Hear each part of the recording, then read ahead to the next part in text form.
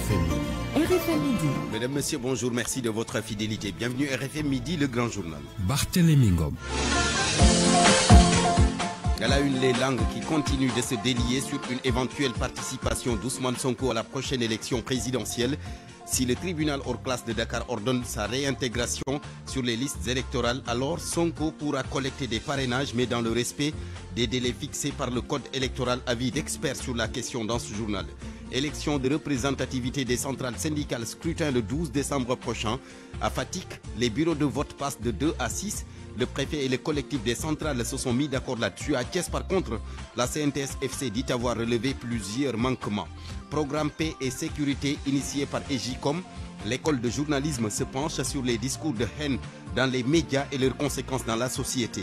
Commune de Malika, le maire Momartala Gadiaga et des maraîchers se disputent 20 hectares. Le procureur de la République a été même saisi d'une plainte. Nos rendez-vous hebdomadaires, le journal international, le sport et la revue de la presse. Point de vue. Fin du G5 Sahel, quelles conséquences sur la sécurité et la stabilité de la sous-région? Débat en fin de journal avec nos deux intervenants.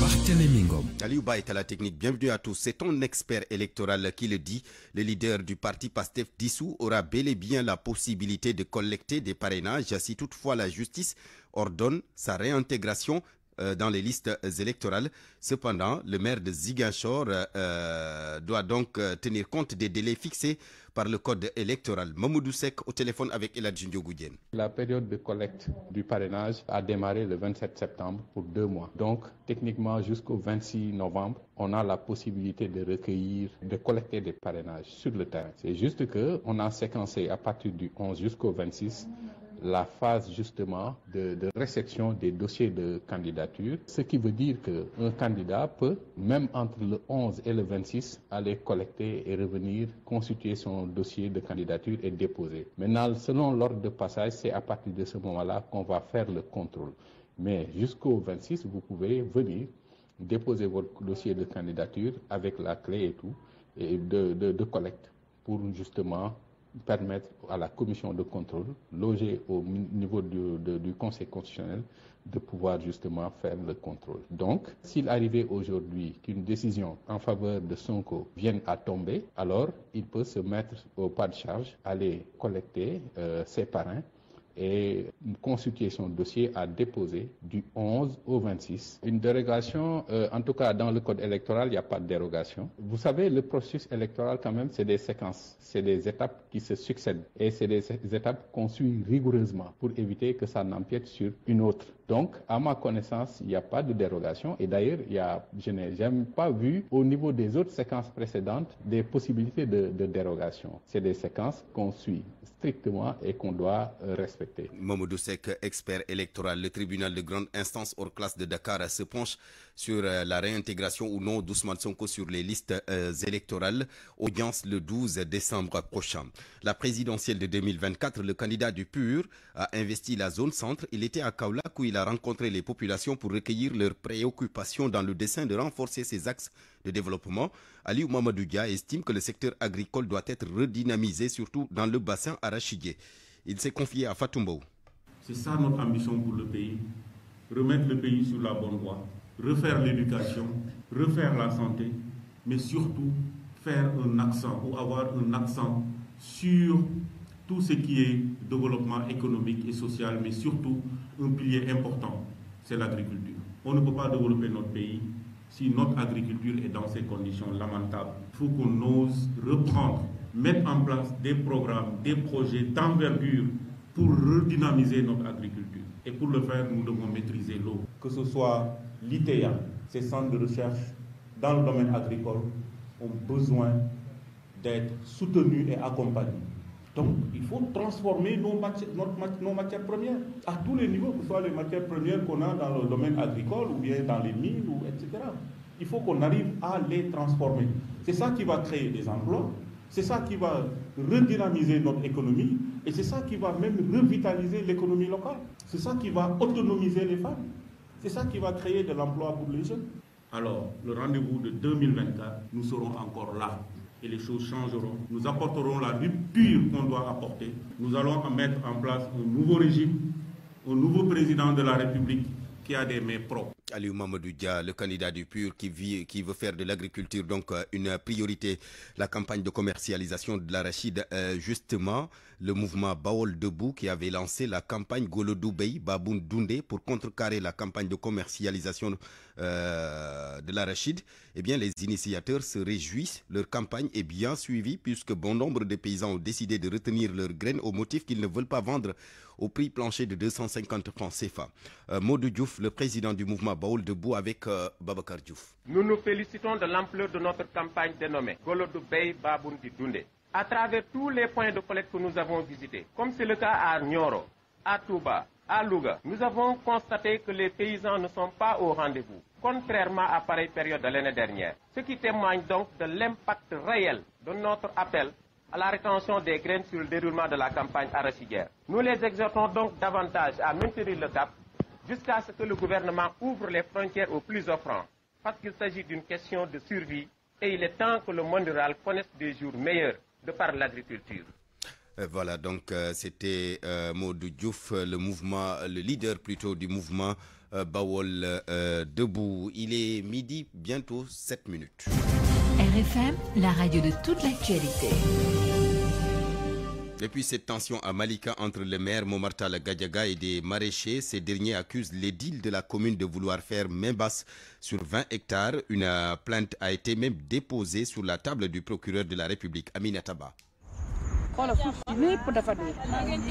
Cet espace situé à côté de la décharge de Mbobo est à l'origine du conflit foncier. Les cultivateurs accusent Momar Talla Gadiaga, le premier magistrat de la ville, de vouloir mettre la main sur leur terrain. Ndjouga Gadiaga est maraîcher. Par notre plus grande surprise, le maire Momar Talla Gadiaga a commencé à aménager une surface de 20 hectares, dont une partie est logée sur nos terres. Sans nous impliquer, nous l'avions interpellé sur la situation et il nous a répondu que c'est le président qui l'a donné pour qu'il paye ses dettes. Le maire de la commune de Malika est en train d'exploiter illégalement le sable de ce site, selon toujours ses maraîchers. On était là-bas un jour, on l'a demandé qui vous a donné l'autorisation de l'exploitation du sable dune. Il a dit qu'il a reçu une autorisation venant des services des mines. Donc nous trouvons que ça, c'est anormal. Ces familles maraîchères regroupées autour d'un collectif demandent aux autorités compétentes d'intervenir.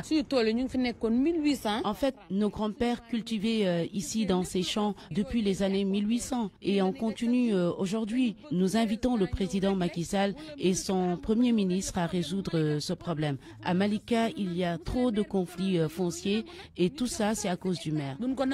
Ces maraîchers informent avoir déposé une plainte sur la table du procureur de la République. Les autorités compétentes sont également saisies, précise-t-il. Aminata Ba, Keur Massar, Ray Diouf, Djourmétia. Aminata Ba, le maire de Malika Momar Talla Gadiaga, promet de répondre ultérieurement.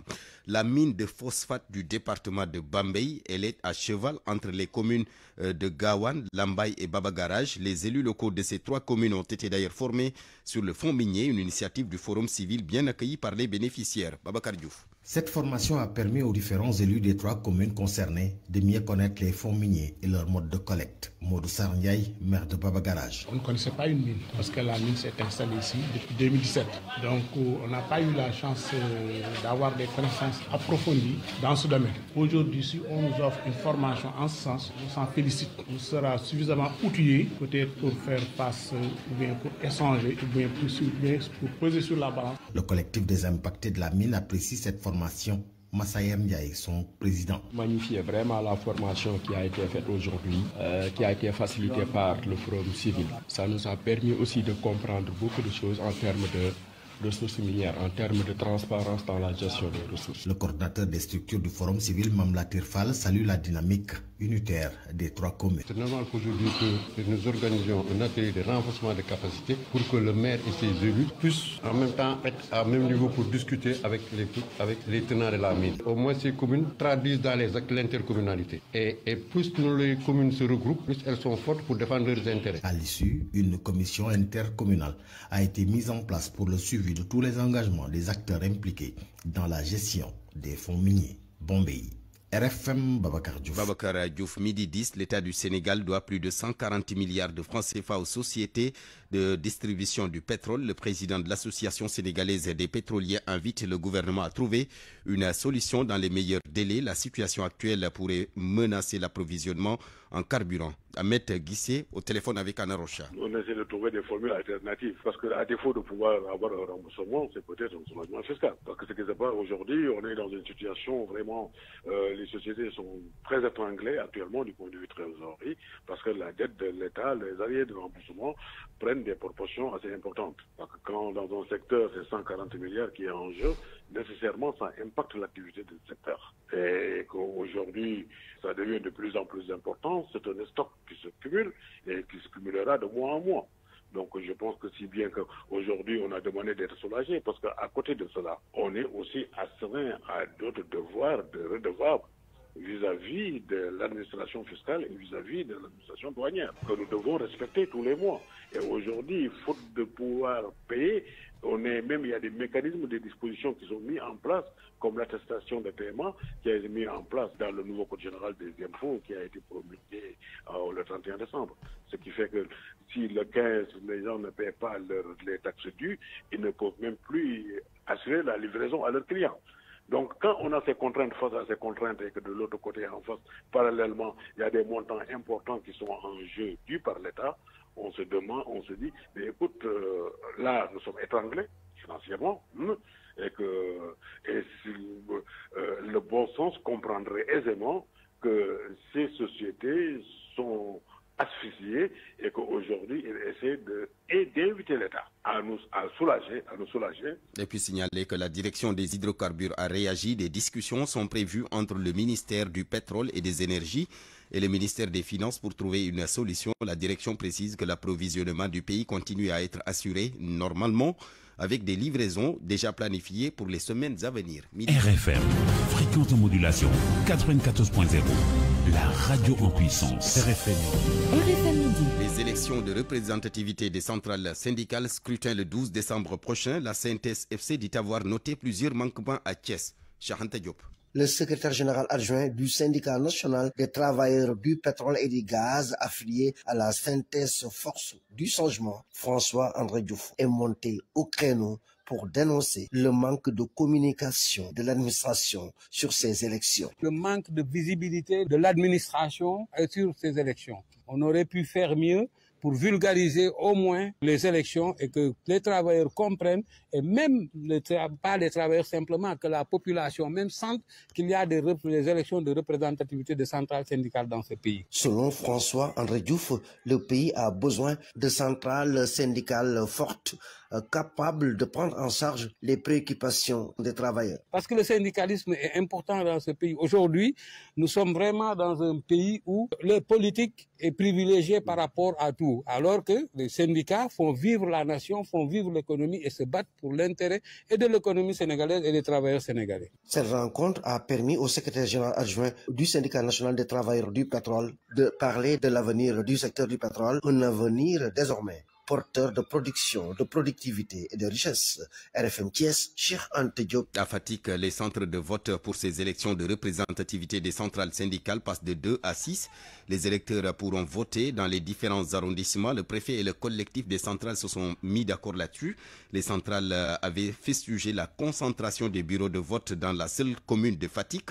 Une réunion s'est tenue à cet effet hier. Eladji Dramé, le préfet de Fatick, avec Aminata Goudiaby. Il avait été émis un certain nombre de réserves qu'il fallait en fait laisser à l'appréciation de l'autorité centrale. Et à ce niveau, je pense que le suite favorable a été donné à la requête des centrales syndicales qui avaient voulu qu'il soit étendu les lieux de vote, qu'on les sorte de la commune de Fatick dans la mesure du possible au niveau de chaque entité et qu'il y ait le minimum de lieux de vote. Sur la base des informations disponibles en son temps, il ne nous était pas loisible d'aller dans le sens souhaité. Dieu a fait que la requête a été transmise à qui de droit. À la date d'aujourd'hui, nous sommes en mesure vraiment de pouvoir les satisfaire. Au moment où nous parlons, ce qui a été décidé porte sur la création de 6 lits de vote répartis dans les arrondissements et la commune de Fatick, en plus de la commune de Diofior, qui polarise les électeurs des communes de Fimela, Palmarin, mais également de Diofior en tant que commune, et ceux de Djilas, Loul, Sessel. C'est ça. Maintenant, pour l'Est, c'est ventilé au niveau des autres arrondissements du département, en plus de la commune de Fatick, et aussi également de la base ville l'entreprise CRBC, qui est en charge de la réalisation de notre péage pour Fatick.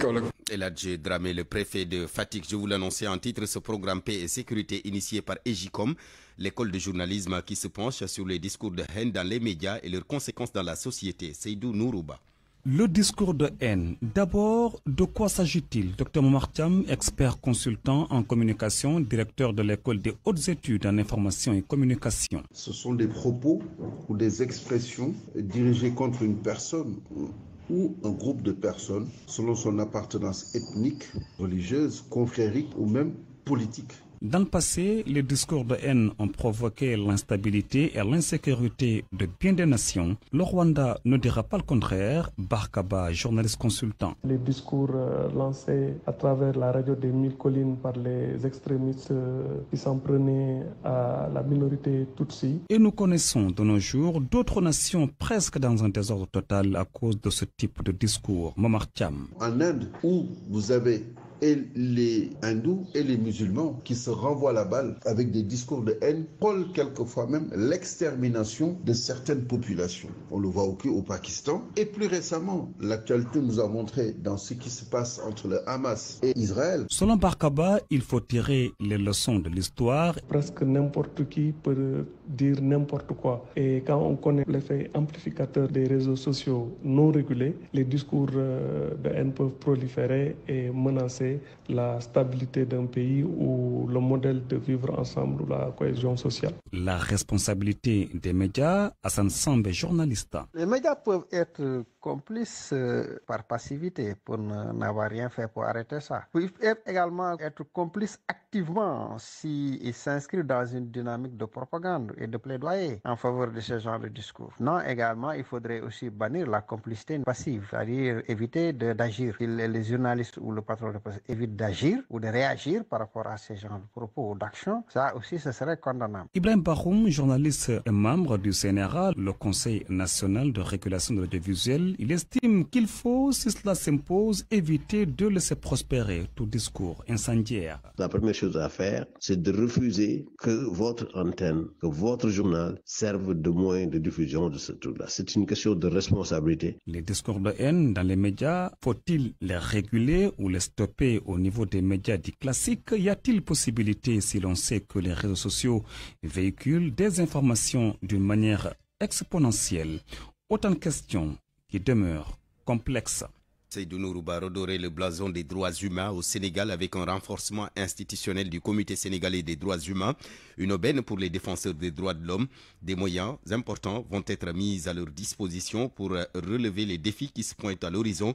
Pour le Sénégal, ce sera l'occasion de s'aligner correctement sur le plan international. Nafissatou Sila. Le Sénégal doit se mettre à la page des droits humains au plan international. Il est alors nécessaire d'ouvrir les voies avec des réformes adéquates. El Hadj Momar Sambe, ministre en charge de la bonne gouvernance et des droits humains. Du statut A, ce comité était relégué au statut B dans le cadre de cette alliance mondiale des institutions nationales des droits de l'homme. Alors, il y avait donc nécessité de réformer un peu, de revoir la loi afin de conférer à cette institution, à cette commission, tous les pouvoirs et les attributs lui permettant véritablement de jouer son rôle en tant que défenseur et protecteur des droits de l'homme au Sénégal, en tant que comité national articulé aux comités nationaux des autres pays dans une alliance mondiale. Beaucoup de défis à relever et les moyens sont là. El Hadj Momar Sambe. Voilà en fait, ce qui va changer, c'est que dans les faits,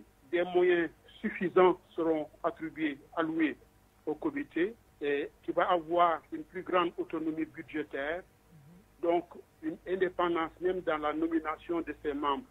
Ce qui va changer fondamentalement, c'est que notre comité national, c'est-à-dire cette commission nationale sénégalaise, va pouvoir être accrédité d'un statut à un statut qu'il avait auparavant et qu'il a perdu et qu'il devait reconquérir. Et bien entendu, ça va faire converger le fait que l'image du Sénégal à travers le respect de toutes les conventions internationales des droits humains puisse véritablement retrouver dans ce domaine particulier son rang, c'est-à-dire le rang des meilleurs pays dans ce domaine. Les défenseurs des droits humains se réjouissent de cette décision du président de la République. Pour le Forum de justiciables, c'est une belle opportunité à saisir. Babacar Ba. Le Comité sénégalais des droits de l'homme est le point focal des instances internationales en matière de droits de l'homme. Donc, je pense qu'aujourd'hui, il faut vraiment le renforcer du point de vue institutionnel, budgétaire, mais également revoir son cadre juridique. Parce que depuis 2011, le Comité sénégalais des droits de l'homme a été rétrogradé. Donc aujourd'hui, il faut nécessairement aller dans le sens de le renforcer pour qu'au moins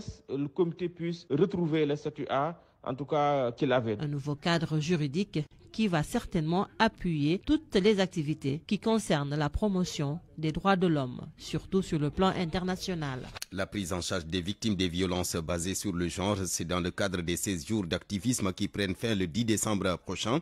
Le ministère de la Femme et de la Famille cible les forces de l'ordre, atelier de capacitation à Fatick. Aminata Goudiaby. Dans sa carrière de commissaire de police divisionnaire de classe exceptionnelle, Kodou Kamara a eu à traiter avec ses services de nombreux cas de violences faites aux femmes, et même les plus atroces. Je l'ai vécu au niveau des missions de maintien de la paix, au niveau international. Dans les pays post-conflit et en conflit, ça j'ai suivi des procédures très graves. Le viol au Congo, où des femmes, après le viol, on mettait des bouteilles dans leur sexe. Ce sont des choses horribles.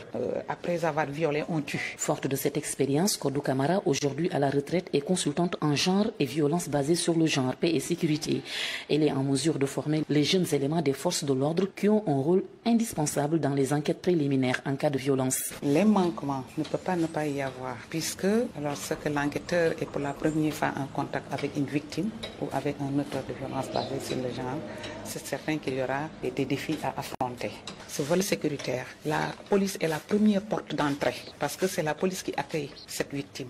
Et cette victime doit être bien accueillie. Le ministère de la Femme et de la Famille est l'initiateur de ces sessions de formation en partenariat avec Enabel, Ndeye Khady Diouf, directrice régionale de la famille. Des victimes qui ne dénoncent pas les actes de viol et que aussi la prise en charge en audition, parce que ce sont les forces de sécurité en général. Si les victimes se rendent au commissariat ou bien à la gendarmerie, ce sont donc ces forces de sécurité qui les écoutent. L'agence belge de développement Enabel construit à Fatick un centre de prise en charge des victimes de violences basées sur le genre.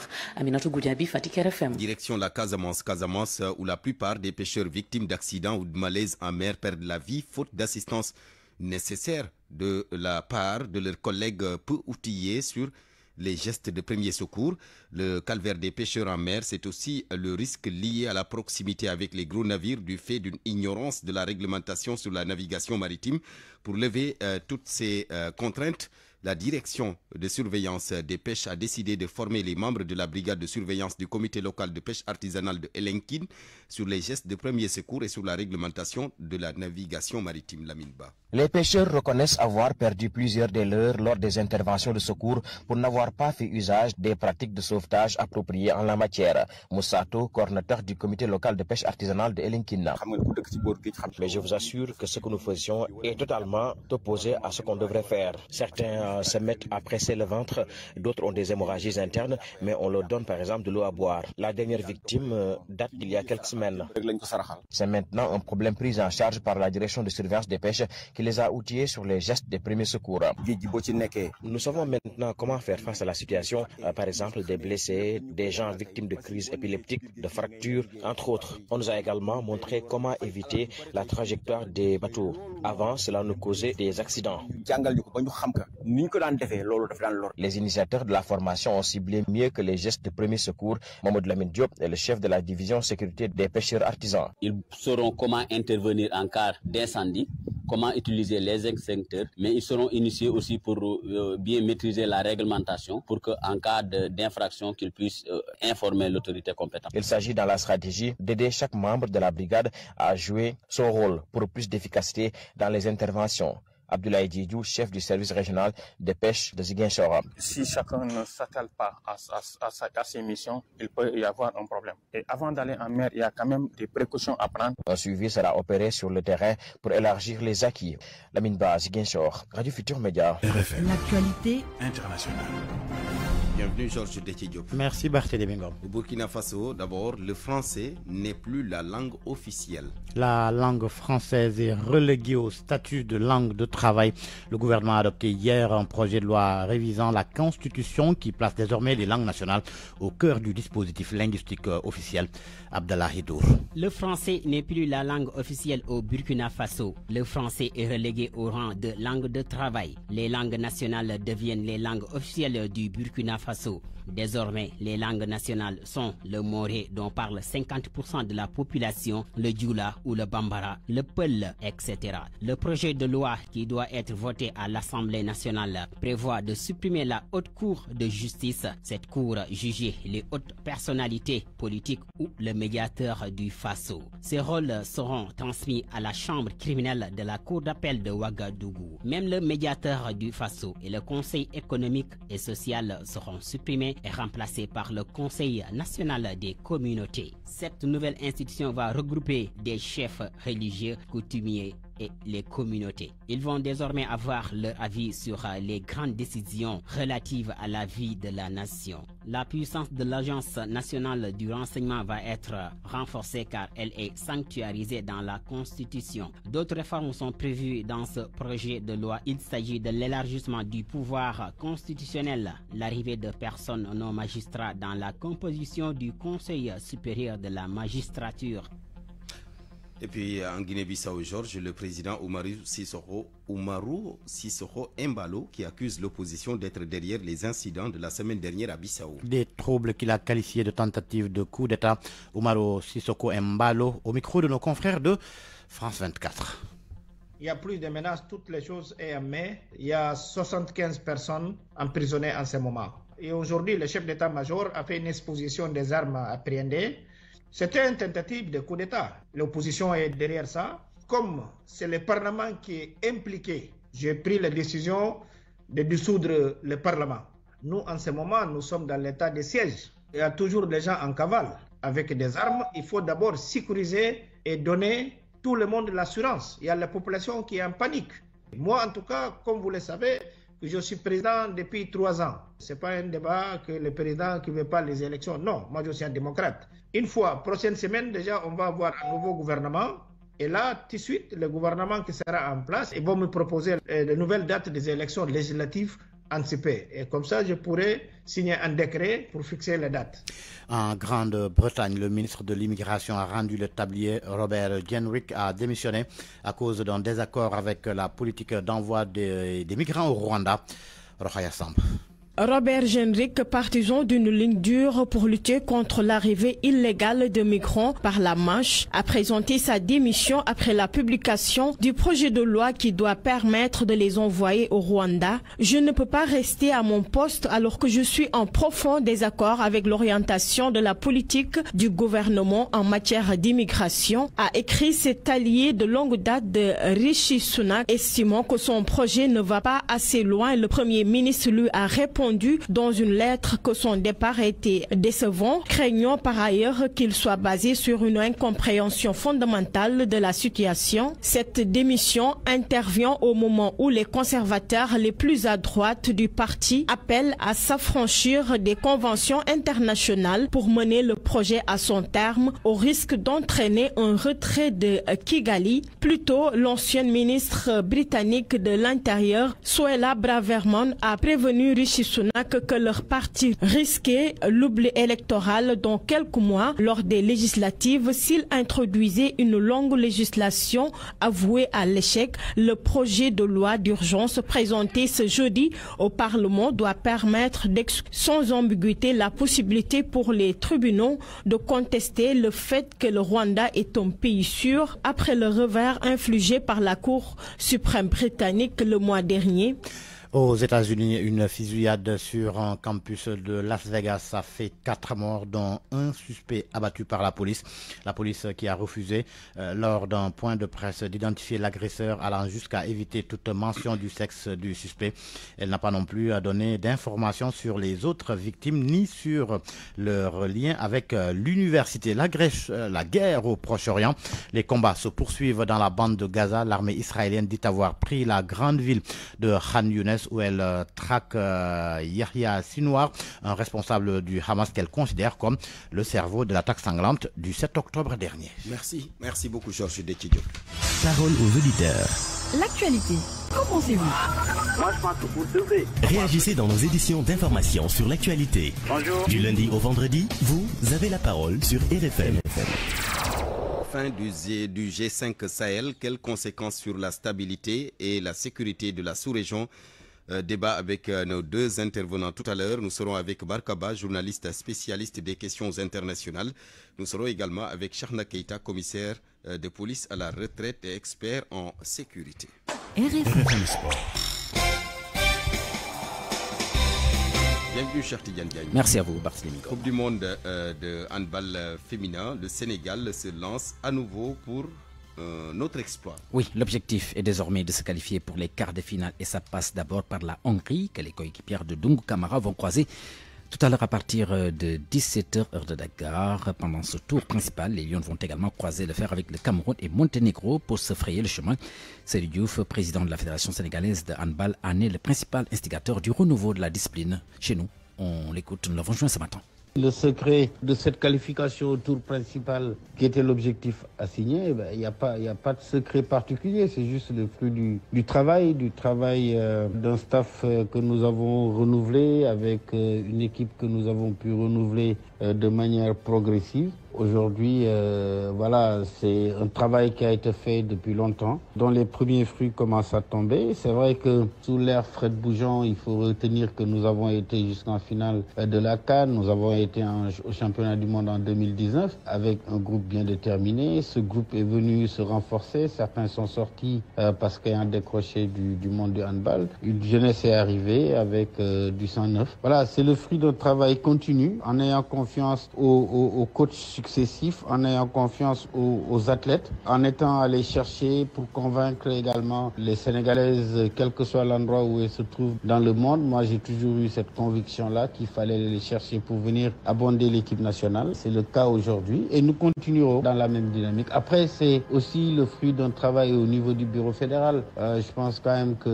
nous avons essuyé beaucoup de tirs également de la part de certains acteurs à un moment. Bon voilà, ça c'est souvent à l'approche des élections, mais nous avons su faire le dos rond, ne pas répondre, ne pas être là pour les polémiques, mais rester concentré sur la mission que la famille du handball nous a confiée. Voilà, le président Seydou Diouf, président de la Fédération sénégalaise de handball, que nous félicitons au passage, Barthélémy. Et les CAF Awards, cher Tidiane, le Sénégal sur plusieurs tableaux. Oui, Aliou Cissé dans la course finale pour le titre de meilleur sélectionneur. Walid Regragui, coach du Maroc, et l'Algérien Abdelhak Benchika sont ses principaux challengers.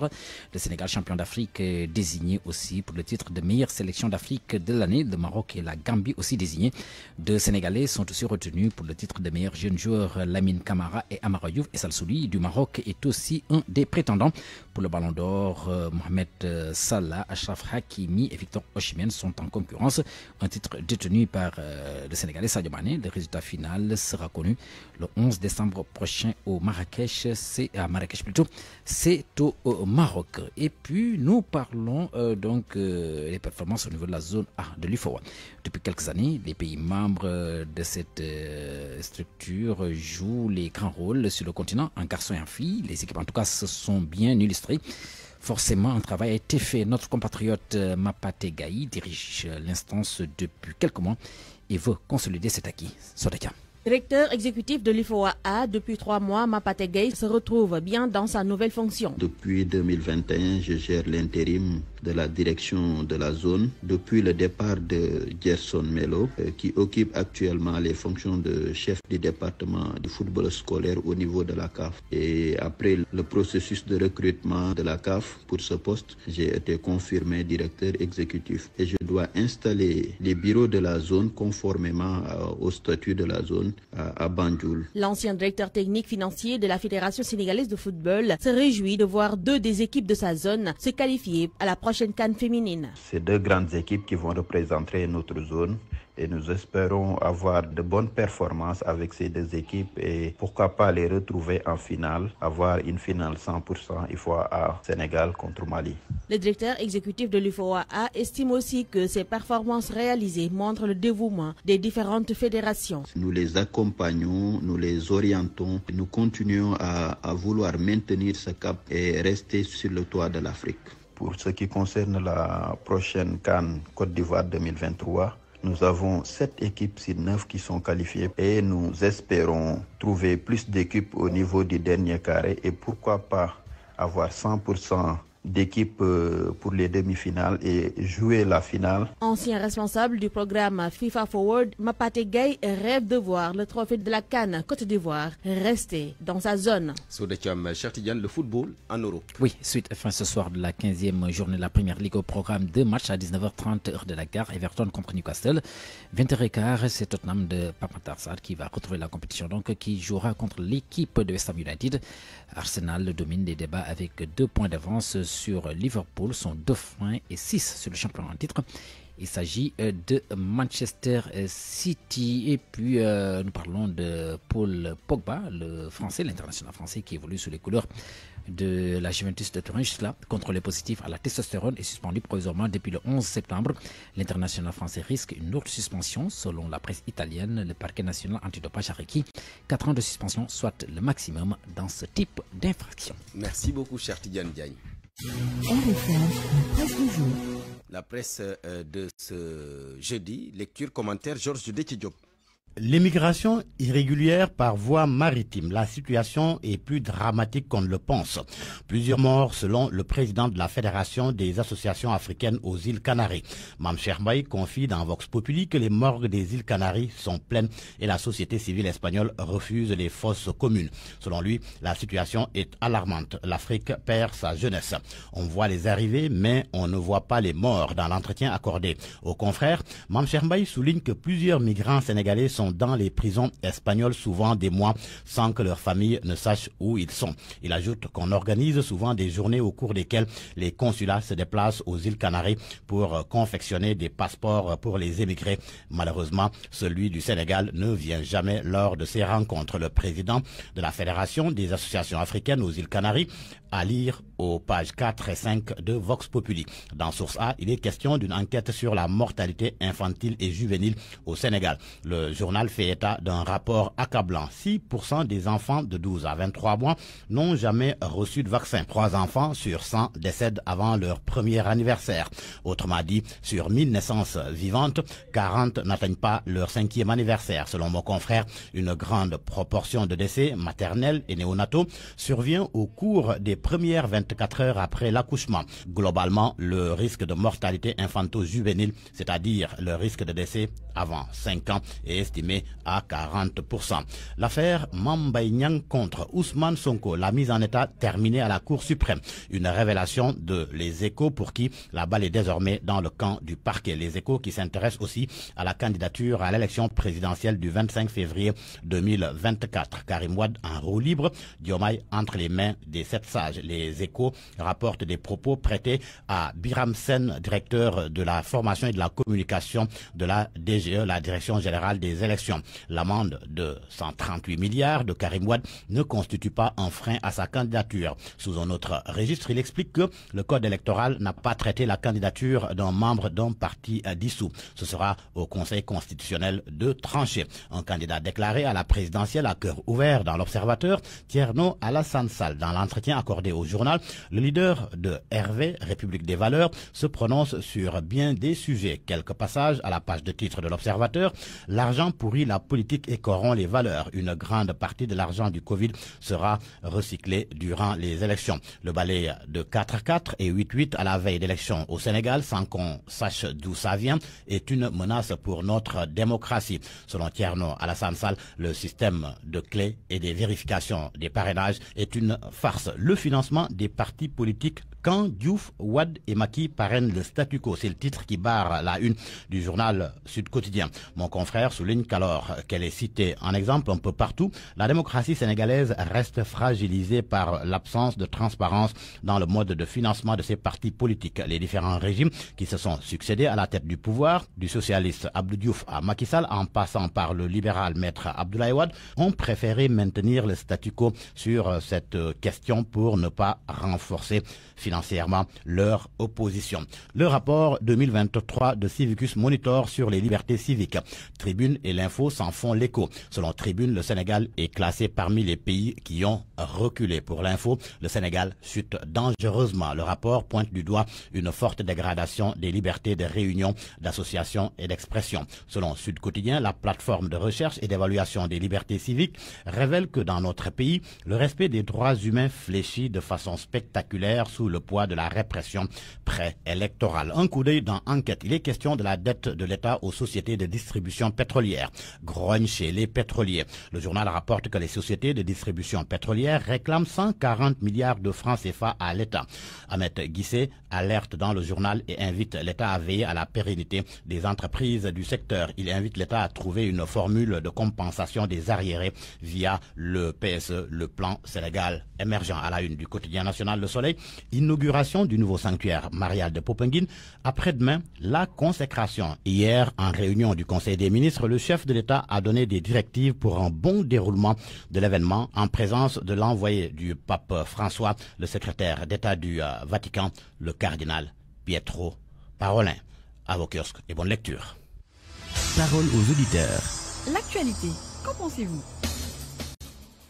À midi, 41 minutes, nous en venons à Point de Vue, fin du G5 Sahel. Quelles conséquences sur la sécurité et la stabilité de la sous-région? Pour en parler, nous sommes avec Barkaba. Barkaba, bonjour. Bonjour Barthélémy. Journaliste spécialiste des questions internationales. Nous sommes également avec Chana Keita. Monsieur Keita, bonjour. Bonjour et merci. Merci, commissaire de police à la retraite et expert en sécurité. D'abord, la parole à vous, Barkaba, journaliste spécialiste des questions internationales. Le G5 Sahel, un cadre institutionnel de coordination et de suivi de la coopération régionale en matière de politique de développement et de sécurité qui a été créé en 2014 par 5 États du Sahel, la Mauritanie, le Burkina Faso, le Mali, le Niger et le Tchad. Alors, d'abord, c'est le Mali qui a claqué la porte, c'était en 2022. 2 pays suivent le 2 décembre 2023, le Niger et le Burkina Faso. Par la suite, donc, il ne restait que la Mauritanie et le Tchad qui ont décidé, en tout cas, de dissoudre le G5 Sahel. D'abord, certains se posaient des questions lors de la création de ce G5 Sahel en 2014. Barkaba, qu'est-ce que vous pensez un peu de cette organisation qui vient d'être dissoute aujourd'hui? Est-ce que cette dissolution n'expose pas davantage les États membres de cette organisation du Sahel à la lumière de la menace terroriste grandissante? Ce que l'on peut dire, Barthélémy, c'est qu'il était inscrit dans les gènes du G5 Sahel, que ce soit une organisation qui soit après cliniquement morte, si l'on peut user de langage médical. Parce que tout était presque déjà mal parti, tant pour des raisons politiques, économiques et quand même opérationnelles. Le G5 Sahel n'a jamais pu réellement concrétiser ses ambitions. Il y a eu un péché originel de départ pour des raisons politiques. Un pays comme la Mauritanie, par exemple, n'avait jamais voulu que le Sénégal soit associé à cette force, alors que le Sénégal avait une très bonne expertise, même si on ne peut pas, pour l'espace sahélien, peut-être géographique, nous loger dans le même espace. C'est un pays qui était prêt à appuyer modestement ses voisins pour des raisons sécuritaires, etc. Par exemple, la Mauritanie n'en voulait pas. Il y avait d'autres considérations tellement complexes. Le Tchad était un des pays les mieux engagés dans cette force, parce qu'ayant à sa tête un président chef de guerre, Idriss Déby, qui est malheureusement tombé au combat et qui était peut-être dans cet espace celui qui comprenait le mieux les questions sécuritaires et qui agissait en conséquence. Évidemment, la série de putsch qu'on a connue récemment dans la sous-région, d'abord au Mali, la junte malienne qui réglait des comptes avec l'opération Barkhane, et la France qui a toujours été le véritable soutien politique de ce G5 Sahel, tout était inscrit dans l'agenda qu'on arrive à cette dissolution programmée du G5 Sahel, qui était une belle idée sur le papier, qui devait être une réponse même peut-être imparfaite aux défis sécuritaires que vit la sous-région, mais qui, pour les raisons que je viens d'évoquer, il y en a beaucoup d'autres qu'il serait long à énumérer ici, ont précipité la mort de cette organisation. Mais justement, est-ce que cette mort ne va pas exposer davantage le Sahel? Mais évidemment, le G5 Sahel annonce sa dissolution au pire moment, si l'on peut dire, au moment où il y a une progression djihadiste vers le Golfe. Les djihadistes sont en train de chercher une ouverture vers la mer et s'étendent même dans des pays qui jusque-là étaient épargnés, comme le Bénin. Ils essaient de s'implanter vers la Côte d'Ivoire, ils essaient d'étendre en prise dans tous les pays côtiers qui ont une ouverture vers la mer, et même le Sénégal n'est pas épargné. Il est vraiment dommage que cet embryon de force conjointe africaine sombre au moment où, plus que jamais, les défis sont là, c'est clair. Ça n'annonce rien de bon, mais peut-être que ça peut aussi être un déclic pour les États pour essayer de mettre sur pied une autre organisation plus solide qui pourrait tirer les échecs du G5 Sahel pour apporter des réponses aux défis. D'accord, je reviens à vous tout à l'heure, Barkaba. Cheikhna Keita, commissaire de police à la retraite et expert en sécurité. Quel avenir voyez-vous pour le Sahel avec cette dissolution du G5 et la montée du djihadisme? Il faut partir de la situation telle qu'elle est actuellement pour pouvoir trouver une réponse à cette question-là. Comme l'a dit Barka, c'était déjà parti pour qu'on n'ait presque pas de résultats sur le plan opérationnel avec le G5, tellement il y avait des contradictions là-dedans sur le plan organisationnel, sur le plan, appui extérieur. C'est un organe multilatéral qui était adossé sur un dispositif qui ne réglait pas forcément les problèmes du Sahel en tant que problème de sécurité, mais qui était une entrée selon qui l'on quittait déjà pour des influences qui ne géraient pas les intérêts du Sahel. Et ça posait les problèmes déjà de l'appui logistique, du support financier et les contradictions qui sont entrées entre le Mali, la France et autres.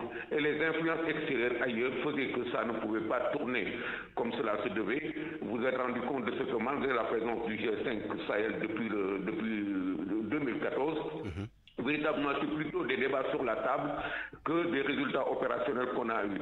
Donc, avec le départ du Mali, ça a donné cela. La réponse aujourd'hui, c'est de savoir réagir, faire l'état des lieux comme il se doit, parce que le problème reste entier. Nous sommes dans un environnement extrêmement pollué, nous sommes dans un environnement qui est occupé avec persistance par des djihadistes qui cherchent plutôt à s'étendre, à se répandre un peu partout, plutôt qu'à se retirer. Ça veut dire qu'on n'a pas réduit véritablement la force des djihadistes. Donc, compte tenu de cette réalité-là, il faudrait que l'ensemble des États qui sont concernés par la menace djihadiste aujourd'hui, et que ne sort pas le fait que le G5 se soit dissous, que cela reprenne le problème à deux mains et réexprime une autre forme de coopération sur le plan multilatéral afin de trouver une réponse plus adéquate que celle-là qu'on avait eue. Est-ce que les États membres, M. Keita, est-ce que les États membres ne doivent pas se réunir, faire une évaluation du G5 Sahel, éventuellement voir là où il a échoué? Moi, je dirais plutôt que les États concernés, parce que nous allons vers des directions différentes aujourd'hui. Si le Mali s'est retiré, c'est parce que le Mali avait considéré que le dispositif qui était en place, l'opération Barkhane et tout ce qui entourait cela ne répondait pas à ses préoccupations immédiatement et avait besoin de solder ses relations avec la France pour des raisons qui ne sont pas forcément des raisons stratégiques militaires, mais qui pour des raisons politiques, avec une réorientation de sa coopération internationale sur le plan sécuritaire défense. Le Mali s'était retrouvé là, le Burkina et les autres se sont ajoutés là. Je peux dire que à la fin, le Tchad s'est retrouvé isolé par rapport à ces alliances et autres-là. Dire maintenant qu'il faudrait que les États se retrouvent, effectivement, ça c'est l'évidence. Mais il faudrait qu'ils travaillent à pouvoir se retrouver. Sinon les États risquent d'être exposés à devoir gérer, comment dirais-je encore, de manière isolée, chacun dans son coin, une sécurité qui ne peut pas être prise en charge comme ça. Et ça ne fera qu'empirer parce qu'effectivement, nous avons un djihadisme ambitieux qui veut, coûte que coûte, non seulement occuper des espaces, mais se trouver des issues pour sortir vers la mer, avoir des débouchés sur la mer, et cela, ça complique davantage le problème. Il faut réagir immédiatement. Comment? Mais c'est aux responsables de réfléchir sur le problème, parce que le problème n'est même pas déplacé, il reste entier et sur place, malgré que les États se soient isolés chacun dans son coin, le problème reste entier. Le problème reste entier. Pour laquelle le Mali... le Tchad et la Mauritanie persistent à dire que quand même il reste à tendre la main aux autres pour qu'ils trouvent une issue à cette dislocation-là de cet ensemble. Je crois que c'est deux États qui au moins jusqu'à présent demeurent conserver l'idée selon laquelle il faut que les États continuent à travailler ensemble. D'accord, je reviens à vous tout à l'heure, M. Keïta. Barkaba, le Mali, le Niger et le Burkina Faso, les trois États démissionnaires du G5 Sahel, le capitaine, le colonel Goïta, le capitaine Traoré, le général Tiani, qui ont mis en place l'alliance des États du Sahel. Est-ce que cette alliance pourrait réussir là où le G5 a échoué?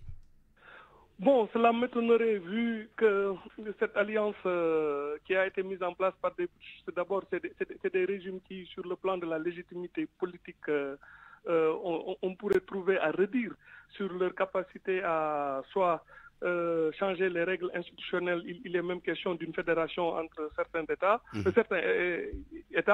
Est-ce que la situation économique très très dégradée et aussi qui se dégrade sur le plan sécuritaire depuis justement que ces jeunes ont pris paradoxalement le pouvoir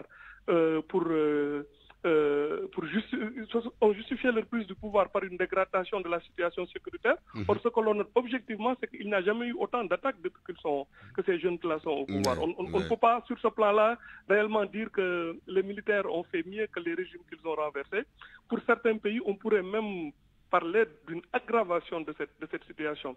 En rompant la chaîne de commandement, en déstabilisant leur pays, ils ont presque permis aux djihadistes de s'enhardir, de pouvoir lancer des attaques d'envergure, là au moins où il y avait peut-être un effet un peu dissuasif. Bref, au vu de la situation actuelle que vivent ces pays-là, ça m'étonnerait qu'au-delà du discours panafricaniste qu'on peut comprendre, de la volonté souverainiste qui peut séduire dans de larges secteurs de l'opinion publique africaine, que ces pays-là fassent mieux que le G5. Parce que d'abord, le problème numéro un de ce genre d'organisation, c'est un problème budgétaire. Même le G5 Sahel avait du mal à boucler les 400 millions d'euros qui étaient prévus dans son budget et était obligé de racler les fonds de tiroir, comme on dit, pour aller parfois solliciter l'appui de pays comme l'Arabie Saoudite, comme les Émirats Arabes Unis. Il était très difficile de boucler les fins de mois au sein de cette structure. Donc je ne vois pas le Mali, le Burkina et le Niger y arriver de sitôt. Ça m'étonnerait. D'accord, merci beaucoup Barkaba. Charles Keïta, est-ce que vous voyez cette alliance des États du Sahel réussir là où le G5 a échoué? Mais je ne le vois pas comme ça parce que cette alliance est assise sur des motifs qui ne sont pas forcément de réussir là où le G5 a échoué. Parce que c'est surtout la situation d'isolement dans laquelle pourraient se trouver les principaux États qui sont dirigés actuellement par les militaires qui est en question, et c'est une réaction politico-sécuritaire peut-être. Mais il faudrait que, pour que l'on puisse parler de résultats, que ces États prennent la décision avec leur alliance du Sahel de montrer la direction dans laquelle elles vont, dans le sens de la gestion de cette situation insécuritaire, donc dans le sens de reprendre des dispositions pour mettre en place un dispositif multilatéral, ou bien au moins un plan de coopération qui pourrait permettre de dire, dans ce qui va venir, on a déjà en place des instruments de maîtrise de cette situation insécuritaire. Sinon, tous les projets sécuritaires qui peuvent naître de là sont voués à échouer. D'autant que pour l'instant, on n'en voit pas du tout. Merci. Malheureusement, nous sommes rattrapés par le temps. Cheikhna Keita, commissaire de police à la retraite, expert en sécurité. Merci également à Barkaba, journaliste spécialiste des questions internationales.